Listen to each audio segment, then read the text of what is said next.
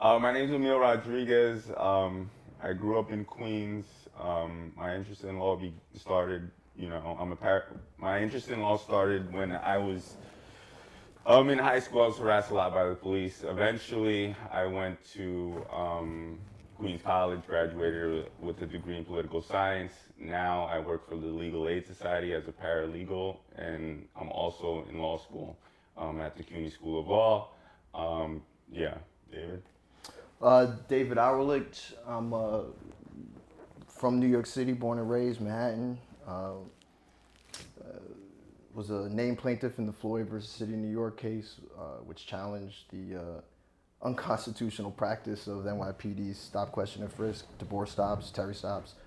I'm currently an attorney at a private firm, Alvar Scoval's. Before that, for the last 6.5 years, I was a public defender at Legal Aid Society in Manhattan.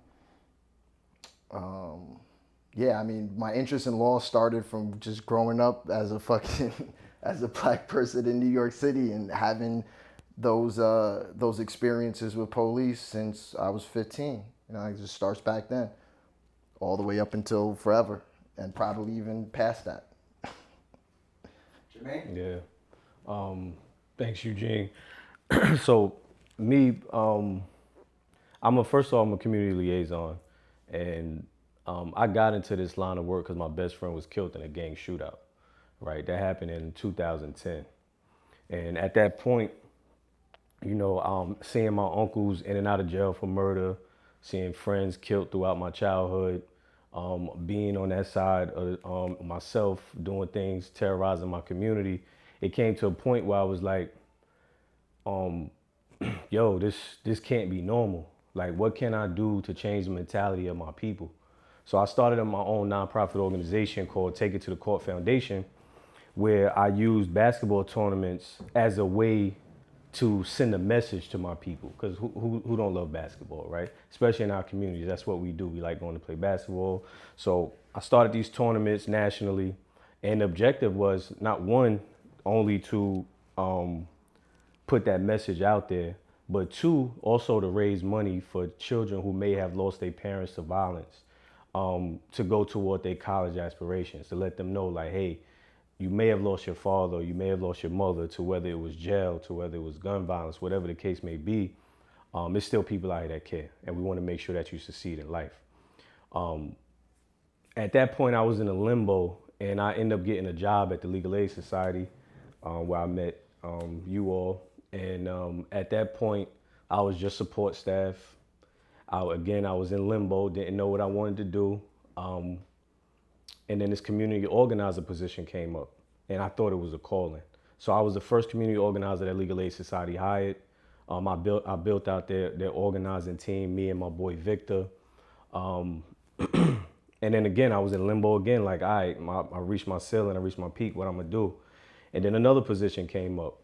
So December 16, 2022, I say is a historic day in New York City because I was appointed by the Southern District of New York by the Honorable Judge Annalisa Torres as a community liaison to work alongside the federal monitorships over NYPD stop, question, and frisk practice. So I know that was a lot, but I do got a story to tell, so I just wanted to give y'all We got a more piece than of enough that. time. I actually want to. So, if I can, I just like something you said that really it hit me. Realizing that the way life was, right, the normal of shit was crazy, right? Yeah. Like, and like I had that moment as well.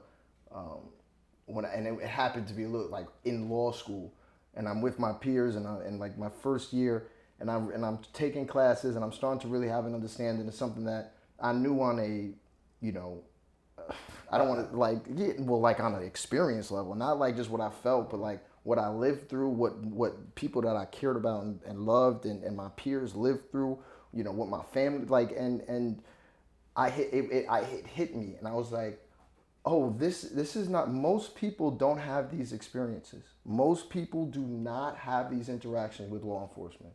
Like, most interaction with law enforcement people is like just easy. It's never violent. It's never intimidating. It's never disrespectful. It's never degrading. It's never, scary. It's usually, and that kind of hit me, like how how affected, like I thought walking out my house and preparing for a police interaction, which I still do it to this day, was normal. Like I couldn't conceptualize a world where like that didn't happen, that I did not have to like phone keys wallet. What am I gonna say if I get stopped by police? How am I gonna, so on and so forth? And it's just, You know what's so funny is that speaking to that exact thing, I remember when I got to college, right? And I went to the College of Muncie, which is the Bronx, but I dormed. Even though it was 20 minutes away from my grandma's house, I was like, I'm gonna dorm because fuck it, have a good time, why not?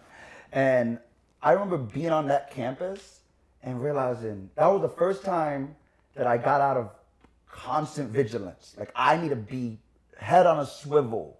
Like I'm either interacting with cops or I'm interacting with motherfuckers who might jump me. Like I was like, damn, this shit's nice. This is how white people live. Like this is nuts. There's no danger. You don't have to. Danger's not a constant. Like you don't have to be dangerous all the time. Yeah. And I just remember just going like, damn. It's like the same thing with cops though. It's like we live in an environment in which that shit ain't normal. no. Like the danger is not normal. The cops harassing you is not normal. I'm going through that now. I'm in school right now, so to David's point, it's like I see it right now unfolding right in front of me, and like other people are surprised with the experiences that I've had growing up in New York City, and unfortunately, law school is catered to a certain group, and I'm a very, there's not that many people like me in those circles. So when I speak about my experiences in class, everyone's so surprised. And I'm like one of the very few people of color in those areas, and it's it's kind of sad, to see only people like me having to deal with that issue.